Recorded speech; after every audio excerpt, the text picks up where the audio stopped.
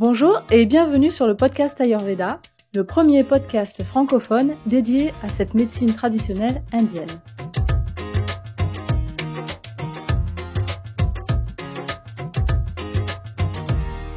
Yoga, méditation, cuisine, épices, phytothérapie, respiration, Massage, repos, digestion, saison, curcuma, graines de fenouil. tout ça, c'est de l'Ayurveda. Nous sommes Nat et Lorraine, praticiennes en Ayurveda, et un vendredi sur deux, nous partageons avec vous nos rencontres et notre passion pour cette pratique au travers de thèmes liés à la santé et à l'hygiène de vie. Vous pouvez nous retrouver sur notre site internet www.podcast-ayurveda.com, sur Facebook et sur Instagram.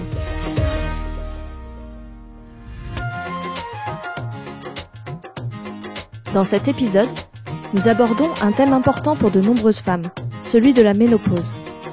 En compagnie de Valérie, passionnée de yoga et d'Ayurveda, qui nous contacte depuis San Diego aux États-Unis, nous aborderons les nombreux conseils donnés en Ayurveda pour bien vivre sa ménopause. Bonne écoute! Bonjour Valérie! Bonjour les filles. Alors Valérie, tu es avec nous aujourd'hui depuis San Diego aux États-Unis, où tu vis avec ta famille. Passionnée de yoga et d'Ayurveda, tu partages avec nous aujourd'hui tes recherches et analyses sur la ménopause d'un point de vue ayurvédique. Alors, est-ce que tu peux nous dire comment tu as découvert déjà l'Ayurveda ? Voilà, déjà je suis ravie d'être avec vous pour échanger sur ce sujet. Donc je suis effectivement aux États-Unis depuis presque 8 ans et avec ma famille. Et donc c'est vrai qu'en général j'en parle en anglais, donc si jamais je bute un peu et je cherche mes mots, ne soyez pas étonnés. Mais en tout cas je suis ravie pour ce premier podcast en français d'échanger avec vous. Alors j'ai découvert l'Ayurveda par le yoga. Donc j'ai toujours été intéressée par le yoga depuis adolescente, et puis en fait quand j'ai eu une quarantaine d'années, j'étais très surmenée et stressée par mon travail. Je voyageais beaucoup, je travaillais dans les technologies et j'avais vraiment besoin de trouver une forme de relaxation et aussi une activité que je pouvais faire partout dans n'importe quel endroit du monde et chambre d'hôtel. Donc en fait c'est comme ça que je suis venue au yoga. Et donc d'une activité physique, c'est devenu vraiment un mode de vie et un développement plus, on va dire, aussi spirituel, évidemment. Et j'ai voulu me former, puisqu'en fait, quand j'aime vraiment un sujet, j'aime aller au bout de la connaissance. Et donc je suis partie en Inde et je me suis formée avec un prof de yoga extraordinaire qui est français, qui s'appelle Gérard Arnault, qui a toujours une école sur Paris d'ailleurs. Et on a clôturé la formation en Inde et on a été hébergé dans une sorte de resort, ou que j'appellerais plutôt un centre ayurvédique. Et donc ça a été vraiment mon premier contact avec l'Ayurveda et je me suis dit que c'était vraiment extraordinaire de marier ça avec le yoga. Il y avait un complément naturel. Mais à l'époque, je dois dire que je trouvais ça relativement austère et assez médical. Et surtout la façon dont c'est pratiqué en Inde, ça reste quand même des procédures médicales où les gens vont là-bas pour 2 semaines pour faire le panchakarma, donc en fait qui est l'ensemble des 5 procédures médicales qui font partie de cette détox ayurvédique que les gens peuvent faire pendant 1 semaine, 2 semaines, mais parfois même plus, 5 semaines. Mais ça avait un côté quand même très médicalisé, pas du tout spa, pas du tout glamour qu'on peut imaginer. Donc je me suis dit bon, ok, c'est intéressant, mais pour l'instant je vais laisser ça de côté. Et c'est que quelques années plus tard, ici aux États-Unis, que j'ai vraiment trouvé quelqu'un qui abordait l'Ayurveda d'une façon beaucoup plus féminine et moderne, qui a résonné avec moi. Et donc je me suis lancée dans cette formation, et cette école s'appelle la Shakti School, et que ça fait partie des nouvelles, en fait, de la nouvelle vague, on va dire, de la nouvelle génération des formations ayurvédiques ici aux États-Unis, qui sont encore une fois beaucoup plus moderne, proche de la réalité de la vie des gens aujourd'hui, et aussi beaucoup plus féminine, puisque quand même, de tout temps, l'Ayurveda était essentiellement pratiqué par des médecins ayurvédiques, des hommes. Et donc, du coup, il y a toujours une énergie un petit peu masculine dans la façon d'aborder l'alimentation, le sommeil, les cycles aussi menstruels, etc. Que moi, à laquelle j'accrochais pas trop. Et donc, le fait d'avoir ces groupes de femmes aux États-Unis qui maintenant s'emparent du sujet et le revisitent avec une énergie féminine, et d'ailleurs, Shakti, c'est l'énergie féminine, je trouvais que c'était très, très intéressant. Donc voilà, ma grande introduction pour dire comment je suis arrivée à l'Ayurveda.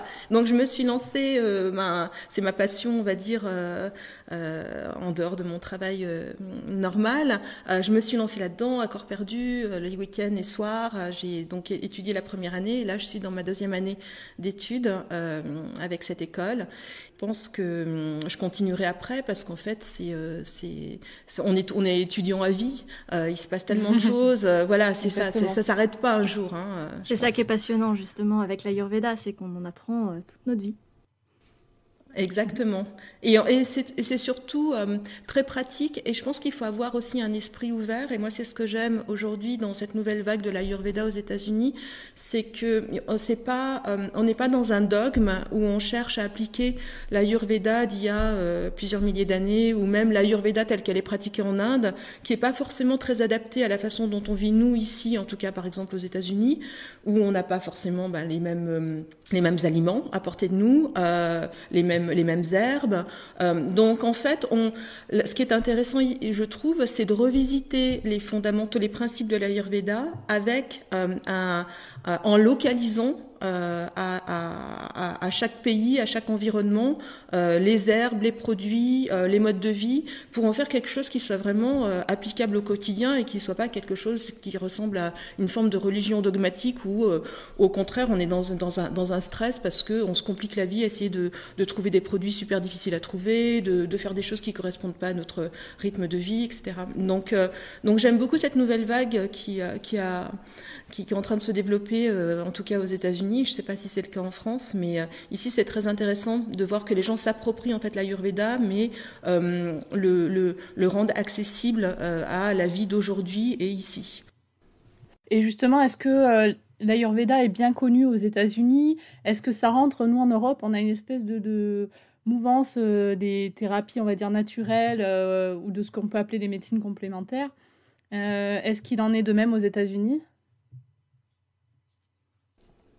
Oui, absolument. Et c'est très très intéressant. Alors après, moi je suis installée à San Diego, donc je suis en Californie. Donc je parle aussi de ce que moi je sens comme activité, comme énergie ici en Californie sur la côte ouest.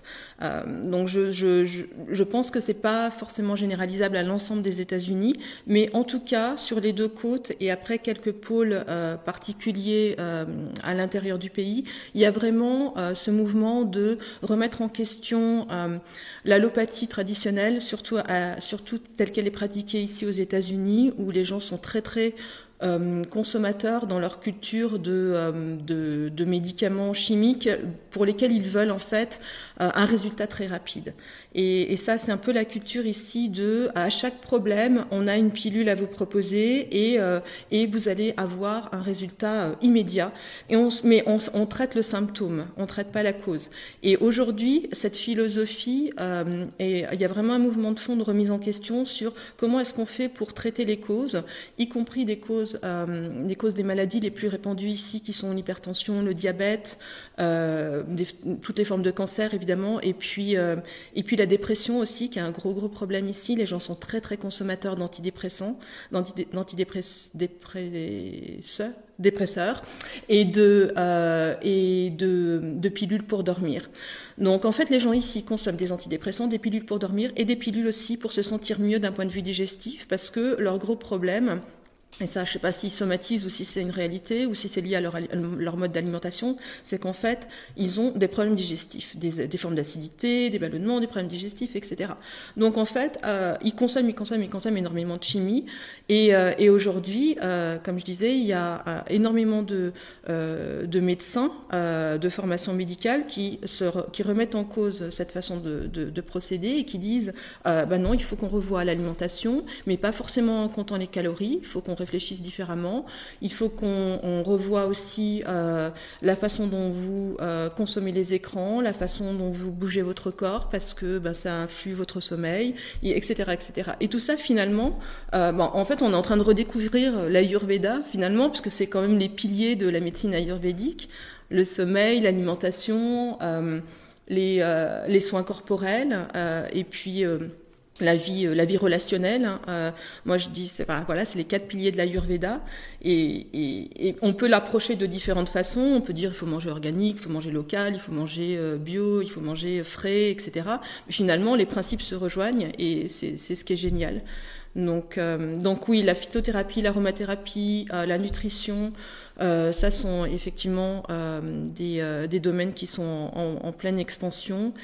L'autre phénomène qu'on trouve aux États-Unis aussi, qui est peut-être un petit peu en émergence en France, mais pas complètement aussi développé, c'est le phénomène de coaching. C'est qu'en fait, ici, les gens, ils adorent être accompagnés et donc sont vraiment à la recherche de gens qui vont les aider à transformer leur alimentation, leur aspect physique, etc. Au quotidien.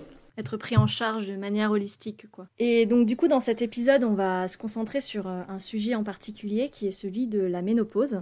Et voir un peu tous les conseils ayurvédiques que l'on peut donner aux femmes quand elles sont en période de préménopause, ménopause ou post-ménopause. Dans notre société, donc, cette période de changement de notre corps, elle est encore un peu taboue. C'est une période qu'on redoute souvent, qu'on assimile un peu à l'entrée dans la vieillesse. Or, il faut savoir que la ménopause, ce n'est pas une maladie. Il s'agit uniquement d'un changement de notre métabolisme qu'il faut surtout conscientiser et accompagner au mieux, donc pour éviter certains troubles qui peuvent apparaître, si aucun soutien n'est d'ailleurs mis en place. Donc tout d'abord, on a la période de préménopause, donc qui est une période qui arrive en général vers le début de la quarantaine chez les femmes. Donc c'est la période d'arrêt complet des règles où notre corps change. Est-ce que toi, tu peux nous expliquer et expliquer à nos auditeurs les changements qui opèrent dans le corps lors de cette préménopause ? Oui, alors, en fait, le vocabulaire alors peut-être que c'est aussi ici aux États-Unis, mais le vocabulaire est un peu en train de changer. Donc, on appelle, si on veut refaire une petite définition, la périménopause, c'est toute la période qui concerne le début de l'irrégularité des cycles menstruels jusqu'au moment où on atteint la ménopause. Et la ménopause, médicalement parlant, c'est le jour après... c'est le jour après les 12 mois sans règle, en fait. Donc, en fait, on attend d'avoir 12 mois sans aucune règle. Et à partir de ce moment-là, on peut dire qu'on est définitivement ménopausé. Voilà, qu'on arrive à la ménopause. Mais avant, on considère que c'est la période de périménopause. Et elle peut être très, très, très longue ou très courte. En fait, il y a vraiment pas de règle. La date moyenne... aux US, mais je pense que c'est relativement identique en France, de la ménopause officielle, c'est 51 ans, c'est la moyenne, mais ça peut en fait s'étendre autour de ces 51 ans entre 8, 3, 4 ou même 10 ans pour certaines personnes, et ça peut commencer aussitôt que 40 ans. Donc, en général, on va dire, le gros, c'est entre 45 et 55, la date moyenne de la ménopause, c'est 51 ans, et alors, qu'est-ce qui se passe à partir du début de la périménopause? C'est d'abord effectivement l'irrégularité des cycles. On a qui sont liés à une baisse d'estrogène et de progestérone. En fait, c'est pas une baisse constante ou c'est pas une baisse progressive, c'est vraiment une irrégularité de production et qui du coup engendre tous les autres phénomènes qui sont en fait une conséquence de ça, qui sont les sautes d'humeur, une espèce de fatigue soudaine et on sait pas trop pourquoi. Tout d'un coup, on se réveille le matin et on est super fatigué. Les bouffées de chaleur qui sont aussi la conséquence de ça. des problèmes de digestion, des problèmes de sommeil, des réveils nocturnes avec ou sans bouffée de chaleur et des problèmes d'endormissement. Donc en gros, c'est à peu près ça. On peut aussi avoir chez certaines personnes de l'acné soudain, donc un déséquilibre des glandes sébacées, des problèmes de peau. On peut avoir également des pertes de cheveux ou des cheveux qui deviennent plus fins. Et truc super, on peut aussi avoir de la pilosité qui commence à arriver à des endroits où on n'avait pas spécialement envie d'en avoir. donc voilà, tout un tas de petits phénomènes très agréables, mais qui sont, comme vous le disiez tout à l'heure, en fait, qui sont normaux. Et c'est ça que j'essaye aussi de pousser comme message. Et je suis pas toute seule. En fait, il y a tout un collectif ici aux États-Unis qui pousse ce message de non, la ménopause c'est pas tabou. C'est pas tabou, hein. Il faut en parler. On n'est pas seul quand on a ces problèmes. Il faut en parler à son médecin, à ses amis, à des cercles. Online, on trouve énormément de cercles maintenant pour s'exprimer, pour échanger, pour avoir des conseils, pour pas se sentir seul. Et deuxièmement, c'est pas une maladie, c'est un phénomène normal qui, au même titre que la puberté, est une étape dans la vie qui est non seulement normale, mais aussi d'une certaine manière, on peut le voir comme étant protecteur du corps de la femme. Puisqu'en fait, la nature, qui est quand même assez merveilleusement faite, nous dit à ce moment-là que notre corps, il est plus aussi fort, il est plus aussi disponible, il est plus aussi capable d'héberger, de créer la vie, et donc de faire des bébés, et donc on va faire en sorte que ça soit pas possible parce que ça serait bien ni pour l'enfant, ça créerait des risques, ni pour la femme qui serait trop fatiguée et ça créerait des risques aussi pour elle de santé. Donc en fait, quelque part, c'est un mécanisme de protection naturelle. Et moi, j'aime bien voir ça comme ça parce que déjà c'est beaucoup plus positif. Et puis c'est vrai que du coup, ça nous remet dans l'idée que tout ça c'est normal et on est dans le cycle de la vie et de la nature et on doit se remettre dans cette connexion au cycle naturel, au cycle de la nature. À l'énergie des planètes, de la Lune, du Soleil, etc. On fait partie de ce tout et comme on l'apprend en Ayurveda, en fait, tout est connecté. On est soi-même un microcosme, mais on est soi-même connecté à ce cycle de la nature et c'est normal qu'à un moment, on puisse plus faire de bébé.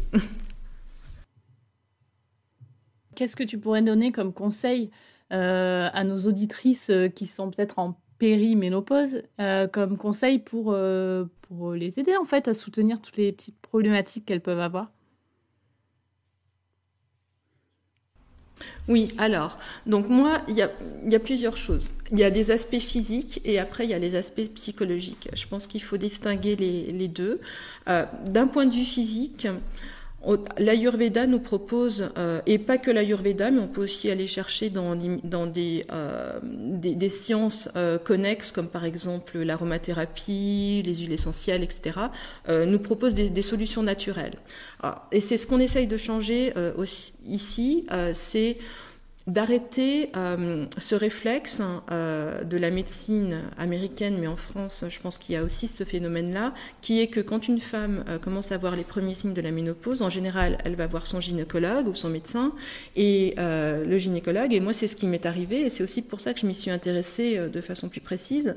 Je me sentais pas bien, je vais voir ma gynécologue, et sa réponse, ça a été de dire, eh bien, je vais vous donner des hormones de remplacement, et des antidépresseurs.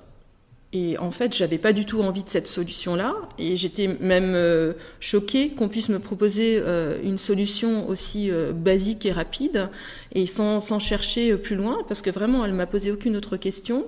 Et donc, je me suis dit, mais c'est bizarre, est-ce que c'est juste mon cas particulier? Donc, j'ai commencé à en parler autour de moi, et en fait, non, en fait, c'est vraiment la médecine aujourd'hui moderne. Voilà ce qu'elle répond aux femmes qui vont l'avoir avec leurs soucis de ménopause. Et donc, je me dis, là, il y a vraiment un gros problème de formation des médecins, donc ça c'est un autre débat, et deux, d'information des femmes et d'éducation sur non, il y a énormément d'autres choses à faire qui sont naturelles.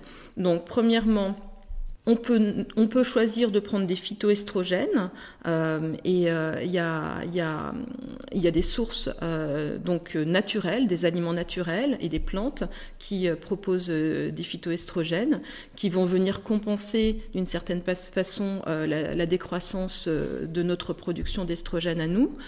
Donc ça c'est une option. Après on peut aussi se soigner les symptômes, on va dire, par un certain nombre de moyens qui semblent simples mais qui fonctionnent, comme par exemple les hot flash, donc les bouffées de chaleur. On peut se faire des petites décoctions à base d'huile de rose, d'huile essentielle, de lavande, de géranium et de sage. Sage, oui, je vois plus le mot en français. La sauge, oui. De sauge, voilà, de clarissauge. Et on mélange ça avec certaines proportions qu'on pourra mettre dans les notes. Toutes ces petites recettes, si vous voulez, on pourra les mettre dans les notes du podcast. Et la liste des éléments, des aliments aussi dans lesquels on trouve des phytoestrogènes, on les mettra dans les notes du podcast, parce que c'est un petit peu trop long à noter tout de suite. Mais bon, je donne des grandes lignes. Et donc ça, c'est une autre façon de faire pour les hot flash, pour l'endormissement et les problèmes de sommeil. Là, en fait, il faut vraiment travailler sur le long terme. Et moi, ce que je conseille, c'est de s'inscrire dans des rituels, dans inscrire des rythmes réguliers de vie. Et ça, c'est très très important. Alors, on part un petit peu dans tous les sens là. C'est vrai que je suis pas très structurée dans mes explications. Mais si on fait un pas en arrière, il faut se rendre compte que la ménopause, c'est l'entrée dans ce qu'on appelle la période Vata de la vie d'une femme. Et Vata, avec tous les éléments que ça comporte, c'est la sécheresse, c'est une forme d'instabilité, c'est un côté très aérien, très instable, c'est une forme d'irritabilité, de sensibilité exacerbée, etc. Donc ça vient vraiment jouer à fond sur les profils qui sont déjà Vata. Donc tout le monde ne va pas réagir de la même façon aux symptômes de la ménopause. Chaque dosha aura des réactions un petit peu différentes. Et ce que j'ai constaté, c'est que c'est vraiment pour les profils à dominante Vata que les symptômes sont les plus importants. Et c'est normal puisqu'en fait, les caractéristiques Vata de la ménopause viennent s'ajouter à une dominante Vata de la personne. Et là, du coup, il faut vraiment qu'on travaille sur l'équilibre du Vata à ce moment-là. Oui, c'est pour ça qu'une femme Vata va beaucoup plus ressentir des symptômes d'irrégularité dans le comportement, dans le mental, etc. Et une femme, par exemple, Pitta, va avoir plus des bouffées de chaleur, par exemple. Oui, absolument. Des bouffées de chaleur, des problèmes de peau, comme on a dit tout à l'heure, par exemple l'acné, typiquement, ça peut être une réaction Pitta. Pour ce qui est des profils plutôt Kapha, je l'ai pas précisé tout à l'heure, mais on peut quand on rentre à la périménopause, on peut prendre du poids. On a une tendance à prendre du poids, mais plutôt pour les profils Kapha que pour les autres. Donc pour chaque problème, en fait, je pense qu'il faut revenir aux bases de l'Ayurveda qui sont la digestion, parce que, encore une fois, l'Ayurveda, c'est pas une pilule pour traiter un symptôme. Alors évidemment, quand il y a un gros problème, on peut prendre de la chimie, et moi je suis tout à fait pour, mais je dis toujours aux femmes avec qui je parle que ce qui compte, c'est la régularité, et c'est traiter la cause dans la régularité et la durée.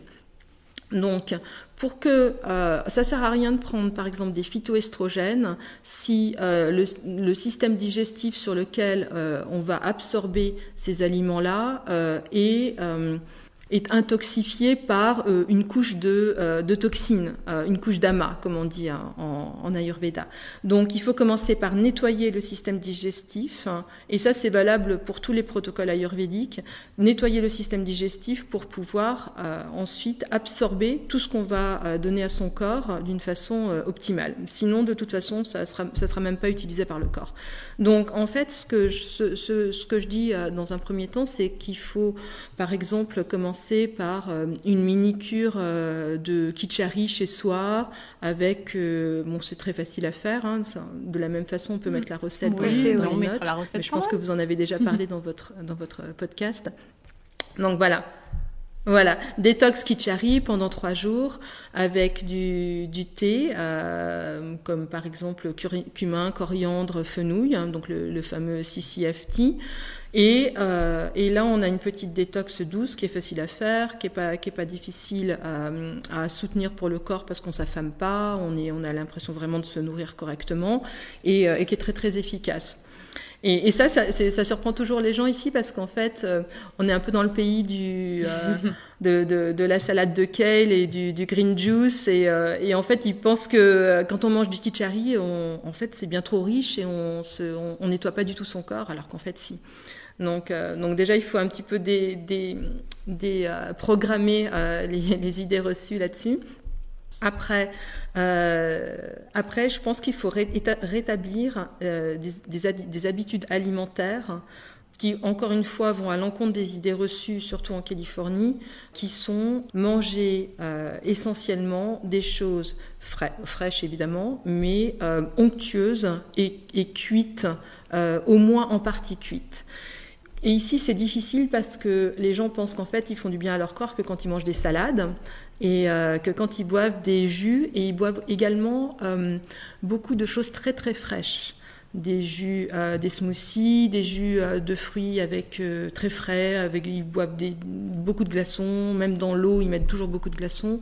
Donc ça ça tue la digestion, comme on dit en Ayurveda, ça vient mettre de l'eau sur le feu, sur l'agni de la digestion, et ça il faut le déprogrammer. Mais donc ça c'est le deuxième ajustement, la détox, reprogrammer la façon dont on s'alimente aussi en fonction de son dosha. Bon, c'est un autre sujet, mais qui en vérité est tout à fait valable à la ménopause aussi, parce que ce qui se passe à la ménopause, c'est que en fait les femmes on s'aperçoit que les femmes qui ont le plus de désagréments et de problèmes à la ménopause sont celles qui ont aussi les habitudes alimentaires et les rythmes de vie et les habitudes de sommeil les moins sains. Donc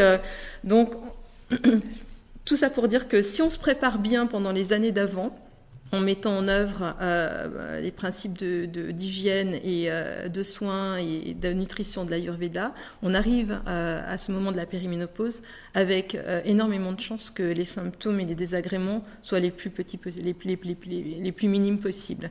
Si c'est pas le cas, eh bien en fait tout est amplifié à la ménopause, et donc du coup on doit revenir aux basiques de l'Ayurveda, qui sont remettre en place une alimentation saine et adaptée à son profil de chic, mais en particulier, comme on est dans une période Vata, vraiment faire attention à composer son alimentation quasiment comme si on était Vata, même quand on est Kapha. Ensuite, remettre en place la régularité, les rituels, les rythmes de vie, notamment les principes de base du sommeil, d'aller se coucher à 10 heures du soir pour faciliter l'endormissement, et essayer de le réveiller avant 6 heures du matin pour pas rentrer dans le moment Kapha de la journée, parce que sinon après on est dans une espèce de brouillard pendant toute la matinée, etc. Donc remettre en place ces rythmes-là, 10 heures, 6 heures. et qui sont valables pour tout le monde, mais encore plus à la ménopause. Et après, il y a des procédures ou des soins qui sont vraiment très spécifiques à la ménopause et qui consistent en particulier à se reconnecter à son corps au travers de massages tous les jours. Et également, je ne sais pas si vous voulez qu'on en parle maintenant, mais il y a des recettes à base de ghee qui permettent de contrecarrer la sécheresse, en particulier la sécheresse vaginale, qui est un très gros problème à la ménopause et qui est une des causes, avec la dépression et la baisse des hormones, de la baisse de la libido. Et là, on entre... On peut tout à fait en parler maintenant. Ouais, on peut en parler. Oui, on peut complètement en parler parce que c'est un désagrément que beaucoup de femmes connaissent à partir de la ménopause, voire même avant pour certaines, mais ça concerne vraiment la ménopause. Donc oui, on peut tout à fait en parler maintenant. D'accord.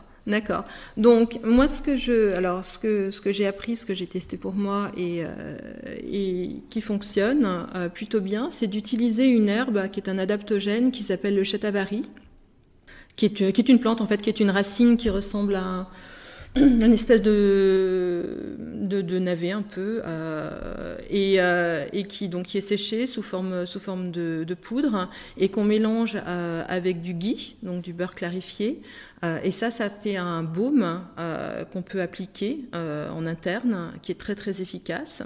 Donc on peut l'appliquer soit comme on veut en fait, parce que la sécheresse vaginale, ça peut évidemment, c'est très très gênant pour les relations sexuelles, mais c'est aussi gênant au quotidien, hein, c'est pas juste pour l'activité sexuelle, ça peut être très très pénalisant.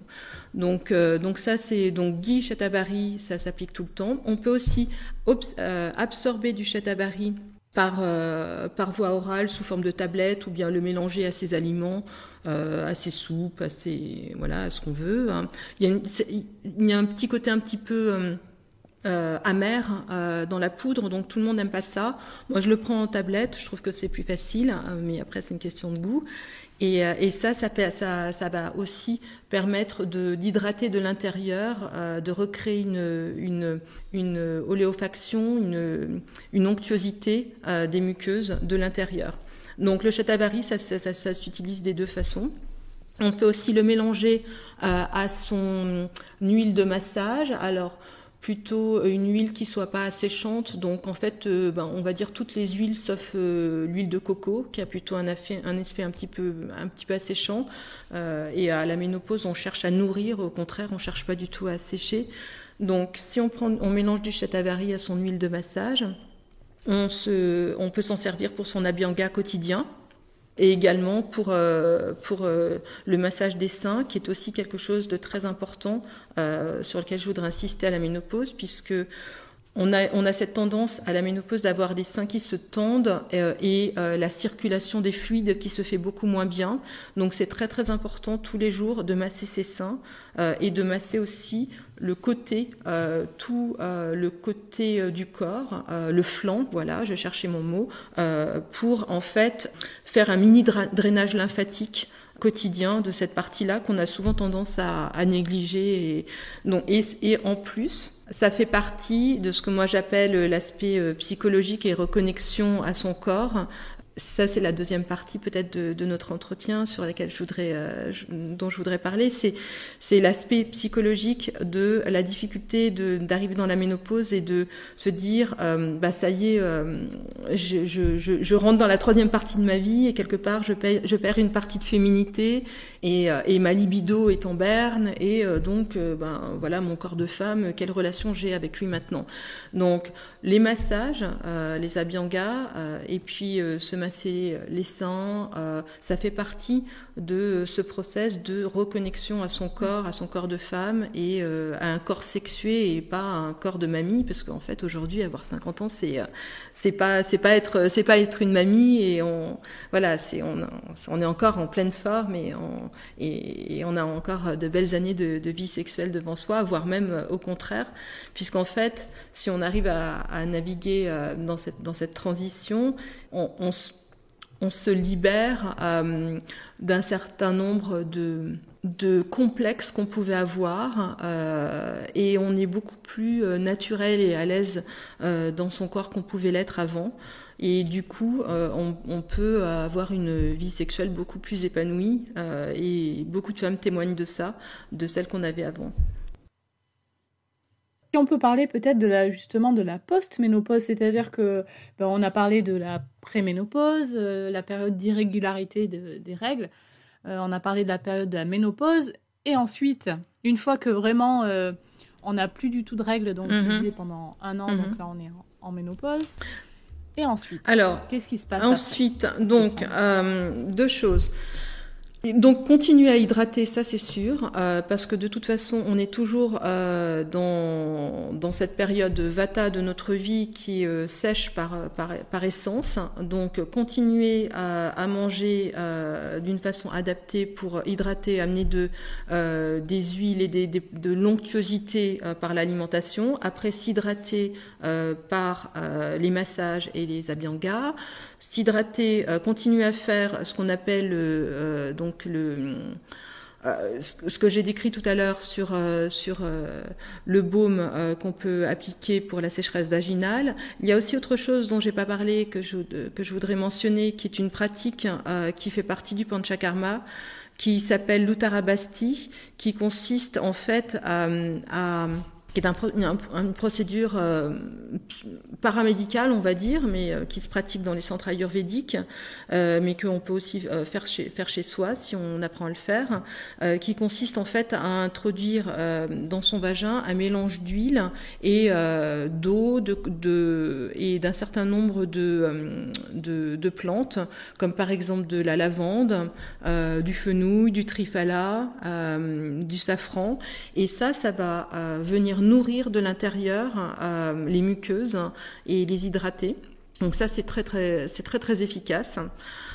J'aimerais mentionner ça parce que c'est pas très connu comme procédure et ça commence à se développer ici. Il y a aussi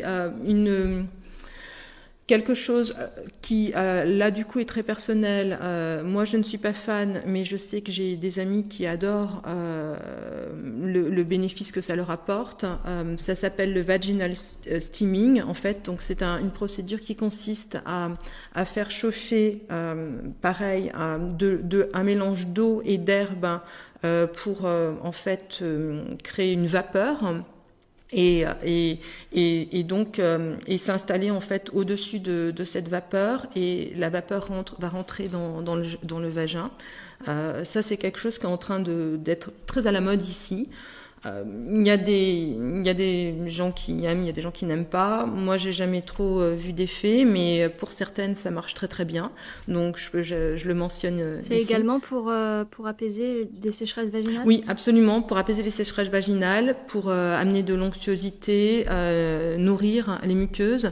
Il y a aussi d'autres applications qui sont pas du tout liées à la ménopause, qui sont par exemple liées à des infections, ou des femmes qui font des cystites à répétition, par exemple, ou pour traiter les déséquilibres liés, par exemple, à la présence de candidats ou de bactéries.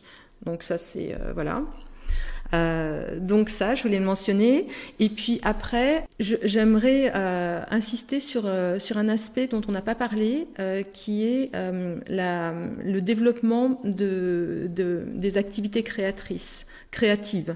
La ménopause, en fait, c'est un moment où justement le corps de la femme arrête de créer, qui est quand même cette capacité extraordinaire et incroyable qu'on est les seuls à avoir sur de l'espèce humaine, et on peut ressentir une forme de vide aussi un peu existentiel qu'on n'explique pas vraiment autrement, mais qui est justement dû à cette sensation qu'on a de ne plus pouvoir créer tout d'un coup, de perdre cette capacité typiquement féminine, et donc c'est ce qui est bien équilibrer ça et au contraire continuer justement à avoir cette capacité de création, c'est de se lancer dans des activités. Alors ça peut être ça peut être écrire, ça peut être peindre, ça peut être créer des recettes de cuisine, ça peut être faire de la poterie, que sais-je. N'importe quelle activité créatrice va être très très équilibrante pour les femmes après la ménopause. J'aimerais aussi, si je peux partir sur une tangente qui concerne des aspects plus psychologiques de la ménopause, qui sont liés à la dépression. Alors évidemment, donc la dépression touche énormément de femmes à la ménopause, parce que évidemment les estrogènes baissent, donc moins de production de dopamine, la cortisone est très importante, qui est l'hormone du stress, donc qui est du bon stress mais aussi du mauvais stress, et on a une surproduction de cortisone qui est pas balancée, qui est pas équilibrée par les estrogènes. Du coup, on est dans un état de stress permanent. Alors selon les profils, ça va se manifester par de l'anxiété ou bien plus de la dépression ou une forme de tristesse ou une forme d'apathie, un manque de goût pour rien. Et ça peut s'installer vraiment de façon durable, et ça c'est un gros problème. Parce que, premièrement, la médecine traditionnelle va proposer des antidépresseurs qui vont absolument pas résoudre le problème et qui, à terme, de toute façon, sont nocifs pour la santé. Je dis pas que ça peut pas être une solution d'appoint, parce que quand on est vraiment très très mal, et la dépression peut être vraiment très très pénible et peinante, je pense que c'est important d'avoir un soutien et un secours rapide. Mais au final, il faut s'attaquer aux vraies causes de la dépression. Et les vraies causes de la dépression sont souvent en fait, quand on arrive à la ménopause, l'expression de traumas et de choses qu'on n'a pas gérées jusqu'à présent. Et c'est aussi ce vers quoi j'oriente un peu mon travail aujourd'hui, c'est aider les femmes à aller au fond des causes de leur dépression et à enfin utiliser cette opportunité de la ménopause où on se sent tellement misérable que de toute façon on n'a pas le choix, si on veut être bien pour la deuxième partie de sa vie, que d'adresser tous ces problèmes-là. On peut plus les ignorer. Eh bien, il faut aller au bout de ça. Il faut essayer de comprendre pourquoi. Et les causes peuvent être évidemment multiples. Et puis vraiment, soit faire une thérapie, soit trouver du soutien au travers d'activités de création. Enfin, il y a de multitudes de façons d'adresser ça. On peut aussi faire des cérémonies qu'on appelle tarpana en Ayurveda, qui consiste à se libérer d'une certaine manière des choses du passé, à couper des liens avec des souffrances du passé d'une façon symbolique. Bon, on peut faire énormément de choses, du plus spirituel au plus on va dire classique et puis de psychologie moderne. Mais en tout cas, quel que soit le chemin qu'on choisisse, il faut adresser ces problèmes-là pour avoir une deuxième partie de vie extraordinaire. Et pouvoir en profiter pleinement. Ouais, absolument. On n'a pas parlé de yoga et de méditation, mais au travers du yoga, toutes les poses qui vont faire circuler les énergies dans la partie basse du corps, donc utérus, vagin, le bas de l'abdomen vont être bienvenues. Donc toutes les poses qui insistent sur cette partie-là, le premier et le deuxième chakra. Pour ce qui est de respiration, de pranayama et de méditation, tout ce qui va être dans la régulation du souffle, apporter du calme au travers du souffle, ça va être très très bénéfique pour les états d'anxiété et de dépression. Donc moi j'insiste beaucoup sur le pranayama. Je trouve, et j'ai découvert ça il y a à peu près 2 ans, que le yoga Kundalini, qui travaille en fait sur la circulation des énergies au travers des différents chakras et des nadis, est aussi très très bénéfique au moment de la ménopause. Donc c'est un type de yoga vers lequel j'oriente les femmes. Je dirais d'une façon générale, en termes de yoga, j'orienterai vers quelque chose de plus doux et qui fasse circuler les énergies, quelque chose de plus méditatif, plutôt que vers des pratiques très dynamiques comme de l'ashtanga ou du vinyasa qui sont beaucoup trop dynamiques et qui vont trop stimuler le système nerveux et qui vont venir accentuer justement cette nervosité de la ménopause qui est déjà très présente. Donc il faut balancer par des activités beaucoup plus calmes et beaucoup plus méditatives où on va chercher à stimuler les chakras, les 2 chakras du bas, et puis également le chakra de l'intuition, donc celui-ci, le 3e œil, qui va être celui de la clarté, de l'intuition et de la création. Et parmi tous ces conseils que tu nous donnes aujourd'hui, lesquels as-tu appliqués pour toi et quels rituels tu as mis en place pour toi ? Alors, tous. Donc, moi, ce que je pratique au quotidien, c'est du yoga. Même si j'ai 15 minutes uniquement, ça, c'est mon rituel, quel que soit le moment de la journée. Je suis devenue beaucoup moins dogmatique qu'avant. Je le fais quand j'ai le temps. Les abhyanga quotidiens, j'ai une peau qui a une tendance très très sèche et mon profil naturel est très vata pitta, donc tout ce qui est huile et oilification j'adore, donc abhyanga quotidien.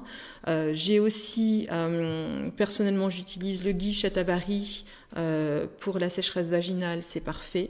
Plus j'adore l'odeur du ghee, donc voilà. Et on peut rajouter, alors après on peut faire aussi selon son goût, on peut rajouter un petit peu d'huile essentielle de rose par exemple, ou de lavande si on préfère l'odeur. Après chacun choisira en fonction de ses goûts. Ce que j'ai beaucoup fait, ce que je continue à faire et à conseiller, c'est ne pas rester seul, donc se connecter avec d'autres femmes. On a aujourd'hui la chance de pouvoir accéder très facilement au travers des réseaux sociaux à des groupes de communication où on peut partager ses problèmes, ses questions. Il ne faut pas rester seul, surtout si on commence à sentir un état de dépression s'installer. Il faut vraiment se faire entourer et partager et se faire aider. Se faire aider pour la dépression, ça c'est très très important. Je pense que tous les désagréments physiques, on peut les adresser au travers de conseils. On va en mettre dans les notes. Je donnerai les recettes des 10 meilleures recettes qui fonctionnent pour les hot flash, pour le sommeil, pour contrebalancer la baisse d'estrogène. Mais on peut faire tout ça si on n'adresse pas aussi l'aspect psychologique et le cap, donc le cap de la dépression à passer dans sa vie d'un point de vue psychologique. Je pense qu'on n'aura fait que la moitié du travail. Et moi, ce que je constate aujourd'hui, c'est que au-delà des symptômes physiques, le mal-être psychologique doit être adressé et autrement que par des antidépresseurs. Merci de nous partager tout ça, Valérie. Quels sont tes projets pour les mois, pour les années à venir ? Donc moi, ce que j'aimerais, c'est écrire. En fait, ma façon de créer maintenant, mon moyen d'expression, c'est l'écriture. Donc j'aimerais écrire et puis rassembler tous ces conseils dans un guide pratique. C'est ce que j'ai commencé à faire. Et puis à terme, peut-être dans quelques années, en faire une activité à part entière, aider les femmes dans cette transition, les conseiller, les accompagner. Alors nous avons une petite question rituelle bien à nous au podcast pour finir un peu cet épisode et cet échange avec toi. Donc c'est un rituel que nous appelons l'instant de gratitude. Et on voulait te demander qui tu aimerais remercier, ou de manière plus globale, ce que tu aimerais remercier. Il y a beaucoup de gens que j'aimerais remercier en ce moment. Premièrement, toutes les femmes avec qui je partage la passion de l'Ayurveda aujourd'hui, ici, dans la Shakti School, mais aussi au travers. J'ai la chance à San Diego d'habiter dans un endroit où il y a énormément de gens qui pratiquent la médecine naturelle et le yoga sous toutes ses formes. Donc il y a vraiment une communauté féminine active qui est extraordinaire. Donc je remercie toutes ces femmes. Je remercie ma tante qui a été une figure de femme forte et dynamique et très très importante pour moi. Donc ça c'est mon petit message personnel à ma tante qui peut-être va écouter ce podcast. et puis je remercie les femmes comme vous, jeunes, qui sont en fait la nouvelle génération de l'Ayurveda. Je trouve ça super qu'il y ait de plus en plus de gens qui s'y intéressent. Et je vois en fait sur les réseaux sociaux, sur Instagram, dans les podcasts que c'est vraiment en train de prendre de l'élan et je trouve ça génial. Je trouve ça super. Je pense à ma fille qui a 18 ans et qui est végétarienne et qui s'intéresse énormément à la planète et à la nature et je me dis que c'est bien si on a des gens comme vous, une jeune génération qui prend le relais là-dessus. Merci beaucoup. C'est avec plaisir. Donc continuez votre bon travail. On continue. On adore ça en plus. Exactement. On aime vraiment partager et merci beaucoup Valérie parce que c'était un témoignage aussi un peu personnel que tu nous as fait aujourd'hui. Donc merci énormément d'avoir partagé ça avec nous et puis avec nos auditeurs et auditrices. Avec plaisir.